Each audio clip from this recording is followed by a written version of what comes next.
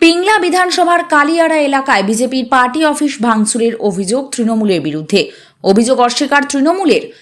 মাঝে মাত্র আর কয়েকটা দিন, আর তারপরেই প্রথম দফা নির্বাচন। আর প্রথম দফা নির্বাচনে পিংলা বিধানসভাতে রয়েছে নির্বাচন। তার আগে রাজ্য রাজনীতি যখন সরগরম, ঠিক তখনই পশ্চিম মেদিনীপুর জেলার পিংলা বিধানসভার কালিয়াড়া এলাকায় বিজেপির পার্টি অফিসের ভাঙচুরের অভিযোগ উঠল তৃণমূলের বিরুদ্ধে। পার্টি অফিস ভাঙচুরের পাশাপাশি এলাকায় বিজেপির ফ্ল্যাগ, ফেস্টুন, পতাকা সবই ছিঁড়ে ফেলা হয়েছে বলে অভিযোগ। বিজেপির অভিযোগ, তৃণমূল আশ্রিত দুষ্কৃতীরাই এ ধরনের ঘটনা ঘটিয়েছে।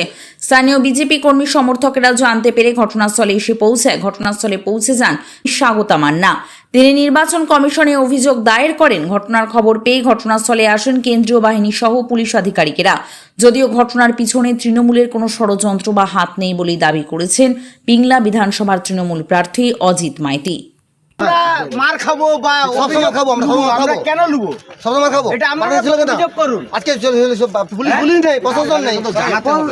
227 পিংলা বিধানসভার কালিয়াড়া 26 নম্বর বুথে ভারতীয় জনতা পার্টির যে কার্যালয় ভাঙা হয়েছে, ওখানে তৃণমূলের হারবাদ বাহিনীর বাইক মিছিল চলছিল। সেই বাইক মিছিল থেকে ওখানে আমাদের ভারতীয় জনতা পার্টির কার্যালয় ভাঙা হয়েছে।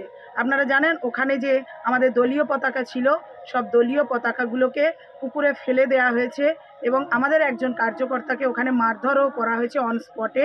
এই ভারতীয় জনতা পার্টির যে তৃণমূলের যে হারবাদ বাহিনী, এরা বুঝে গেছে যে এদের পায়ের তলার মাটি নেই, এদের মাটি সরে গেছে। তার জন্য এরা ভারতীয় জনতা পার্টিকে আটকানোর চেষ্টা করছে, কিন্তু পারবে না। নতুন সূর্যোদয় আবার হবে এবং এই অন্ধকার মুক্তি হবে। সেটা পিংলা বিধানসভা জিতবে, ভারতীয় জনতা পার্টি তার সুশাসন প্রতিষ্ঠা করবে।